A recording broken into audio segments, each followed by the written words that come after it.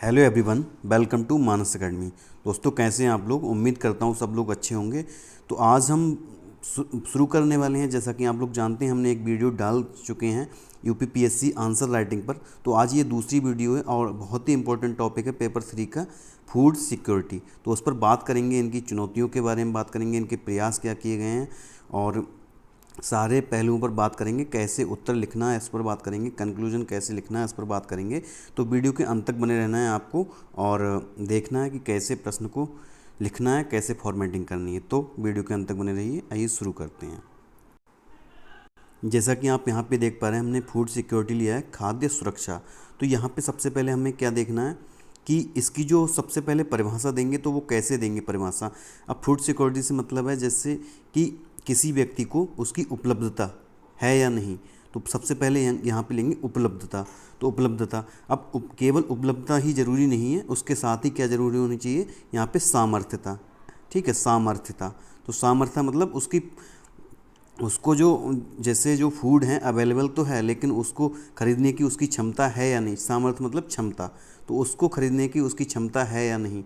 अब जैसे यहाँ पे ये हो गया उपलब्धता। उपलब्धता होगी तो वो अगर सामर्थ्यता नहीं है तब भी नहीं खरीद पाएगा। तो ये दोनों चीज़ें जरूरी हैं, उपलब्धता उसके साथ सामर्थ्यता। अब सामर्थ्यता भी है, उपलब्धता भी है, लेकिन अभिगम्यता, अभिगम्यता मतलब पहुँच। तो हम जानते हैं भारत में बहुत ऐसे गांव हैं या फिर बहुत सारे ऐसे वो हैं जहाँ पर उनकी पहुँच नहीं है। खाद्य सुरक्षा जो फूड हमारे हैं तो उनकी पहुँच नहीं है, तो उसकी पहुँच को सुनिश्चित करना भी ज़रूरी। तो यहाँ पे हम तीनों को साथ लेके एक परिभाषा बना सकते हैं, जिसमें कि ये तीनों लेंगे कि जो फूड हैं उनकी उपलब्धता, सामर्थ्यता और अभिगम्यता प्रत्येक व्यक्ति की पहुंच में हो, तो उसको हम खाद्य सुरक्षा कहते हैं। तो इसको हम इन 3 पॉइंट से हम बना सकते हैं। तो ये 3 पॉइंट बहुत ही इंपॉर्टेंट है और हमने ये मॉडल प्रश्न भी लिया है यहाँ पे। जैसे कि जो प्रश्न आएगा आपको मिलेगा, तो खाद्य सुरक्षा से आप क्या समझते हैं। तो सबसे पहले आपको इंट्रोडक्शन देना इन्हीं 3 पॉइंट से बना के। उसके बाद खाद्य सुरक्षा से संबंधित क्या चुनौतियाँ हैं, समस्या का समाधान कीजिए। तो इन पर बात करेंगे हम। ठीक है, तो यहाँ पर ये लिख सकते हैं, यह लोगों में पोषक तत्वों की पूर्ति के लिए आवश्यक है। अब जरूरी क्यों है, तो ज़रूरी क्यों है ये देख लेते हैं। खाद्य सुरक्षा से अर्थव्यवस्था भी बढ़ेगी। तो अर्थव्यवस्था कैसे बढ़ेगी, खाद्य सुरक्षा कब होगी, जब हमारा उत्पादन ज़्यादा होगा। यानी कि उत्पादन कैसे ज़्यादा होगा, फूड ग्रेन प्रोडक्शन। यानी जो उत्पादन है हमारा फूड ग्रेन जो प्रोडक्शन है वो कैसे ज़्यादा होगा, जब ज़्यादा होगा तो क्या होगा, फार्मर की इनकम बढ़ेगी। फार्मर की इनकम बढ़ेगी तो रूरल डेवलपमेंट होगा।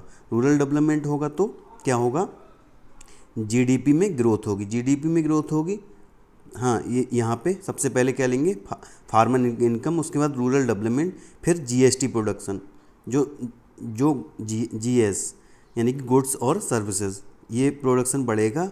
यहाँ पे आप ऐसे दिखा सकते हैं तीर के माध्यम से। उसके बाद क्या होगा, जीडीपी ग्रोथ यहाँ पे बढ़ेगी। गुड्स और सर्विसेज जब बढ़ेंगी तो जीडीपी ग्रोथ भी बढ़ेगी। तो यहाँ पे ये लिख सकते हैं। अब क्या है, जब फूड सिक्योरिटी होगी तो क्या कर सकते हैं हम, स्वास्थ्य सेवाओं पे हमारा खर्चा कम हो जाएगा। जब हमारी फूड सिक्योरिटी होगी, जब हमें खाने का जो स्तर होगा वो उठ जाएगा, तो क्या होगा, हमारे स्वास्थ्य जो है वो अच्छा हो जाएगा। तो हमें इस पर बहुत कम खर्च करना पड़ेगा। तो एक ये भी ठीक है। और क्या है, ये इससे गरीबी कम करने में सहायता मिलेगी, गरीबी भी कम होगी। जैसा कि हमने ऊपर बताया था, गरीबी सबसे ज़्यादा जो हमारा जो भी किसान हैं, तो ज़्यादातर हम ग्रामीण में ही गरीबी मिलती है देखने को। तो अगर यहाँ पे हम इसमें फूड प्रोडक्शन बढ़ेगा तो यहाँ पे गरीबी भी कम होती चली जाएगी।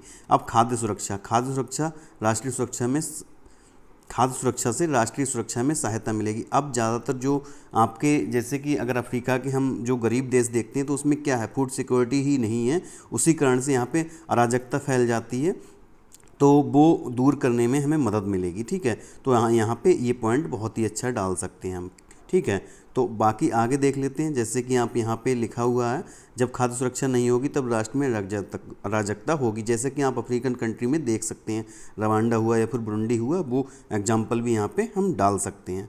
अगला क्या, जलवायु परिवर्तन से लड़ने में हमें मदद मिलेगी, जलवायु परिवर्तन से लड़ने में मदद मिलेगी। ठीक है, अगर हमारे पास फूड होगा तो जैसे मान लो अगर हमारे पास फूड की सिक्योरिटी है तो क्या है कि अगर बाढ़ आ जाती है या फिर बहुत सारी आपदाएं होती हैं, जैसे कि जलवायु परिवर्तन से क्या हो रहा है आजकल हम देख रहे हैं कि बहुत ज़्यादा बारिश हो रही है, तो वहाँ पे क्या होगा, हम उससे लड़ने में समर्थ रहेंगे। ठीक है, तो एक ये हो जाएगा। और अगला क्या कर सकते हैं, इसमें सतत कृषि प्रणाली को अपना सकते हैं। सतत कृषि प्रणाली, ठीक है, इसमें जलवायु स्मार्ट कृषि होती है और एक होती जलवायु सहिष्णु फसल। जैसी जलवायु हमारी तो उसी के अकॉर्डिंग हम फसल कर सकते हैं वहाँ पे, तो और इसे सटीक कृषि भी कहते हैं। तो जैसी जलवायु वैसी वहाँ पे अगर हम करेंगे, जैसे उसकी मांग है, जो वहाँ की भूमि है, अगर वैसी फसल वहाँ पे करते हैं तो उसका प्रोडक्शन ज़्यादा रहेगा। ठीक है, अब हम देख लेते हैं कि जैसा कि हम जानते हैं कि इसके प्रयास क्या किए गए हैं, तो उनके बारे में हम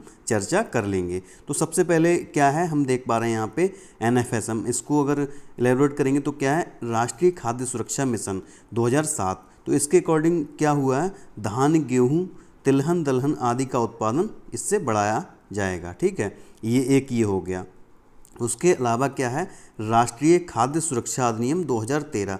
तो इसमें क्या किया गया, सब्सिडाइज्ड रेट पर गेहूं, चावल आदि उपलब्ध कराया जाता है। अब इसमें एक पॉइंट और डाल सकते हैं जो कि आपका प्रश्न एकदम अलग हो जाएगा। तो इसमें क्या है, जो रूरल जो पॉपुलेशन है उसमें 75% के लिए ये है सब्सिडाइज्ड रेट पे जो भी गेहूं चावल है। और अगर हम अर्बन की बात करेंगे यानी कि नगरीय की बात करेंगे तो नगरीय में 50% है ये, जैसा कि आप यहाँ पे देख सकते हैं। ठीक है, ये हो गया।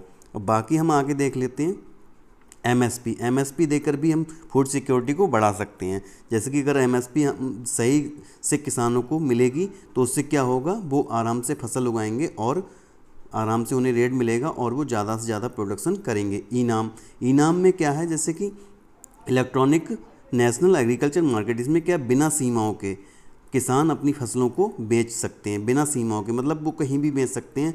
ये ऑनलाइन पोर्टल है तो वहाँ पे जाके बेच सकते हैं। तो क्या होता है, कभी कभी जैसे बिचौलियों का जो होता है प्रभाव ज़्यादा हो जाता है, तो वो क्या इनाम के माध्यम से वो उससे फसलों को आसानी से बेच सकते हैं। एक है NFPM, national food processing mission, एक ये भी है। ठीक है, तो इसके अलावा क्या ICDS, जो कि आप जानते हैं ये प्री के लिए भी बहुत इंपॉर्टेंट है। ये कब आया था आपका, ये आया था आपका 1975 में आया था। इसी के अंतर्गत एक और आता है आंगनवाड़ी। ठीक है, तो इसमें क्या है, ICDS में जो 6 वर्ष से कम आयु के बच्चे होते हैं उनका ध्यान रखा जाता है। ठीक है, एक है ICPS, integrated child production scheme, एक PDS, जैसा कि आप सब लोग जानते हैं, पब्लिक डिस्ट्रीब्यूशन सिस्टम। इससे भी फूड सिक्योरिटी में बढ़ावा मिलेगा। ठीक है, तो एक है मिड डे मील, जो कि आप सभी लोग जानते हैं, ये स्कूलों में मिलता है बच्चों के लिए। तो ये सारे पॉइंट हैं, ये बहुत ही अच्छे पॉइंट हैं, आपको जो अन्य लोगों से आपको अलग कर सकते हैं अगर ये ऐड ऑन करेंगे आप अपने पेपर में। तो सबसे पहले आप देख सकते हैं NFSM की बात की हमने, फिर राष्ट्रीय खाद्य सुरक्षा अधिनियम 2013 की बात की। अगर यहाँ पे आप ये डेट भी डाल देते हैं, जैसे सन डाल देते हैं, तो और ज़्यादा इफेक्टिव हो जाता है। उसके बाद MSP की बात करी, इनाम की बात करी, NFPM की बात करी, ICDS हो गया, ICPS हो गया, PDS, और यह है मिड डे मील। अब चुनौतियाँ क्या हैं, जैसे कि हम लोग जानते हैं जो बफर स्टॉक है हमारा, वो जो प्रोडक्शन है हमारा उससे 3 गुना है, जितनी ज़रूरत है उससे 3 गुना है। लेकिन क्या है कि हम फिर भी इसमें डेटा डाल सकते हैं, 3 गुना बफर स्टॉक है, लेकिन उसके बाद भी क्या है इसमें कि हम जो ग्लोबल हंगर इंडेक्स है उसमें 107वें नंबर पर हैं।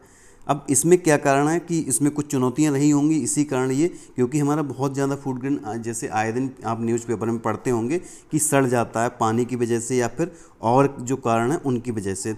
तो इसमें हमें क्या चुनौतियां हैं वो हमें देखना है। ठीक है, तो अगर चुनौतियां पूछता है तो चुनौतियां देख सकते हैं, प्रयास पूछेगा तो प्रयास ये बता देंगे, चुनौतियां हम देखने वाले हैं। तो आइए देख लेते हैं। तो सबसे पहले आपको यही जानना है कि बफर स्टॉक हमारा 3 गुना है, फिर भी हम 107 पर हैं, तो ये सबसे बड़ी चुनौती। उसके अंदर जो चुनौतियाँ वो क्या है, अपर्याप्त अवसंरचना।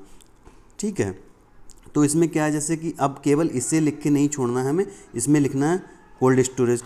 जैसे कि आप जानते हैं जब आलू की पैदावार होती, जहाँ भी होती, अगर आपके यहाँ होती तो आप अच्छे से जानते होंगे। तो इसमें क्या होता है, जब ऐसा हमारे यहाँ क्या होता है कि अभी जब लास्ट ईयर जब ज़्यादा आलू की पैदावार होगी तो उन्होंने क्या नियम निकाला, जो कोल्ड स्टोरेज वाले थे उन्होंने निकाला कि जो पहले से रजिस्टर्ड हैं किसान हमारे यहाँ, वो यहाँ पे केवल वही उन्हीं लोगों का हम एक्सेप्ट करेंगे आलू, ठीक है। बाकी जो लोग थे उन्होंने क्या किया, बहुत ही कम रेट पर आलू बेच दिए, लेकिन कितने बेच सकते हो तुम, तो वो क्या हुआ कि उनके ज़्यादातर आलू सड़ गए।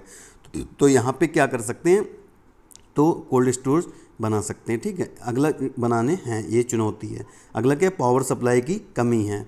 अगला यातायात की कमी। यातायात की कमी कैसे, जैसे कि आप जानते हैं क्रॉस, जैसे रेलवे में क्या है, क्रॉस सब्सिडी है। तो क्रॉस सब्सिडी आप थोड़ा बता देते हैं, क्रॉस सब्सिडी किसे कहते हैं। जैसे कि आप लोग जानते हैं जो हमारा किराया है जनरल में अगर हम जाते हैं तो बहुत ही कम किराया है, तो उसको पूरा कहाँ से किया जाता है, वो पूरा किया जाता है मालगाड़ी से। यानी कि जो तुम्हारी ढुलाई होती है माल की, जो भी आपका अनाज है, जो भी है, जो उर्वरक आती है, जो भी आती है, तो वो उस पर रेट बढ़ जाता है, जिससे कि उसमें और ज़्यादा खर्चा आ जाता है, ठीक है। तो ये भी एक चुनौती है। और संस्थागत वित्त की कमी, यानी जो साख होता है उसकी कमी है। तो जो जैसे बैंक वगैरह हैं तो उनसे लोन नहीं मिल पाता है इन लोगों को, तो एक ये सबसे बड़ी प्रॉब्लम है, ठीक है। और जैसे कि आप लोग जानते हैं बिचौलियों की समस्या, तो बिचौलियों की समस्या बहुत बड़ी है, इसको भी बहुत बड़ी चुनौती हम मान सकते हैं। इसमें क्या है कि जैसे जो गांव में होते हैं, गांव में जैसे प्रोडक्शन, जैसे छोटे किसान हैं तो उनका क्या होता है कि वो वहाँ तक जो भी केंद्र हैं, जो भी सेंटर बनाए जाते हैं, जो लेवी बनाई जाती हैं सरकार द्वारा, वहाँ तक किसान नहीं पहुँचा पाते हैं। और वो वहाँ पे, और उनको सूचना, इतने ज़्यादा जागरूक भी नहीं होते हैं किसान, जो कि वो वहाँ पे रेट पता कर पाएँ। बहुत ज़्यादा वो हैं किसान, तो उसका फ़ायदा उठा के, जो जागरूकता का अभाव है किसानों में, उसका फ़ायदा उठा के बिचौलिया अपना फ़ायदा कर लेते हैं। तो ये बिचौलियों की समस्या बहुत बड़ी है। और अगली समस्या क्या है, जैसे कि आप लोग जानते हैं, सॉरी दोस्तों, एक मिनट देख लेते हैं, एक समस्या और क्या है वो देख लेते हैं, ठीक है।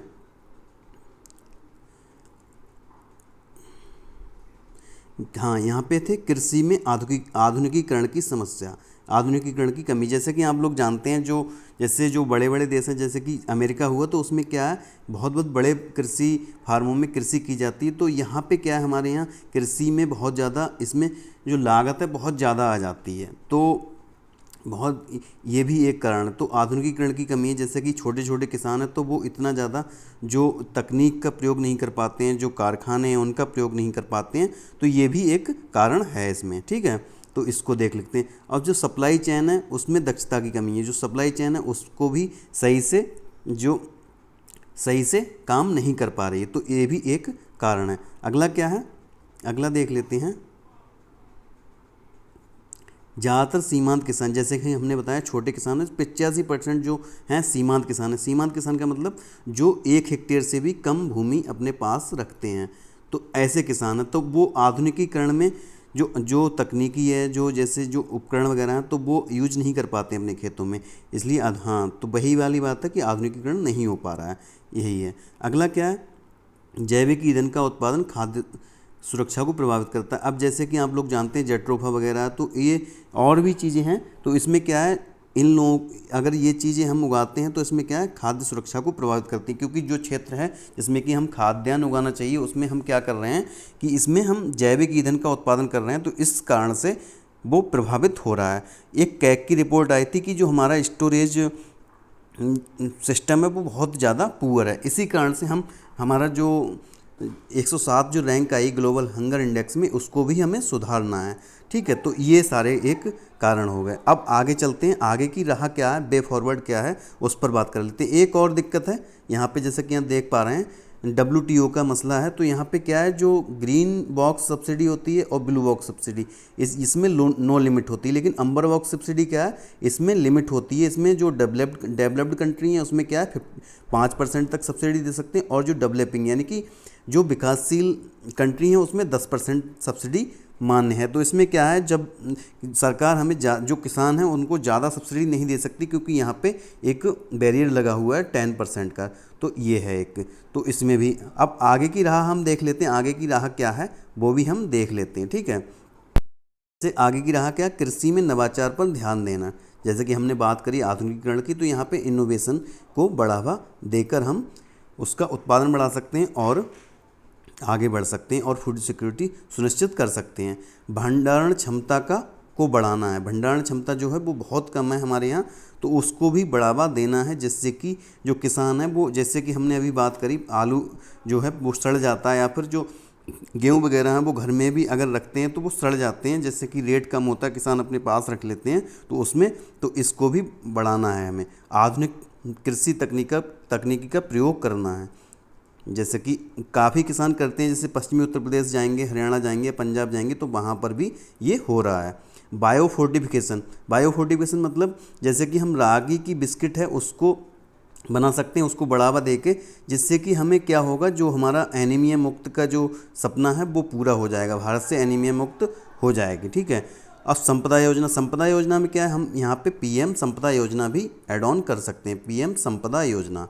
ठीक है, पीएम संपदा योजना, तो इसमें क्या है, वेयर हाउस बनाए जाएंगे, जिससे कि जो किसान है वो अपनी फसल आसानी से यहाँ पे रख सकते हैं। ठीक है, तो ये सारी चीज़ें हो गई। अब आगे हम क्या करेंगे, आगे कंक्लूजन कैसे देंगे, तो कंक्लूजन पर बात कर लेते हैं। कंक्लूजन में क्या क्या कर सकते हैं वो हम देख लेते हैं यहाँ पे। जैसे किसी कमेटी की सिफारिश यहाँ पे लिख सकते हैं। ठीक है, और एसडीजी लिख सकते हैं, एसडीजी 1 भी आ सकता है इसमें, जैसे नो पॉवर्टी आ सकता है, फिर जीरो हंगर आ सकता है, ये दोनों इसी से जुड़े हुए हैं, तो ये दोनों दे सकते हैं। और सरकार का कोई बड़ा लक्ष्य ले सकते हैं। ठीक है, सरकार का कोई बड़ा लक्ष्य भी यहाँ पे ले सकते हैं हम। आगे बात करें अनुच्छेद 47, जैसे कि यहाँ पे कहा गया है, जो पोषाहार है तो पोषाहार का स्तर यहाँ पे बढ़ाना है, तो पोषाहार के स्तर को बढ़ाकर भी हम यहाँ पे क्या कर सकते हैं, जैसे अनुच्छेद 47 डाल सकते हैं कंक्लूजन में। तो ये फूड सिक्योरिटी से ही कहीं ना कहीं रिलेटेड है। तो आज की क्लास कैसी लगी, और जो भी हमारे जो नए व्यूअर हैं वो क्या करेंगे, चैनल को सब्सक्राइब कर लेंगे, जिससे कि आपको ऐसे ही वीडियोस देखने को मिलती रहें। और जो भी आपको अच्छा लगा हो इसमें वो कमेंट में बता सकते हैं, जो भी कमी लगी हो वो भी कमेंट में बता सकते हैं। तो जुड़े रहिए हमारे साथ ऐसे ही वीडियोस के लिए। आपको हम कोशिश करेंगे कि रोज़ाना एक वीडियो मिलती रहे, और जो भी आपके कमेंट हो, जो भी आपका प्रश्न हो, वो हमें यहाँ पर कमेंट में दे सकते हैं। और ये पीडीएफ अगर आपको चाहिए तो हमारे टेलीग्राम चैनल को ज्वाइन कर सकते हैं, जिसकी लिंक हमारे डिस्क्रिप्शन में उपलब्ध है। तो धन्यवाद दोस्तों, इसी के साथ हम अपनी क्लास को समाप्त करते हैं। जय हिंद।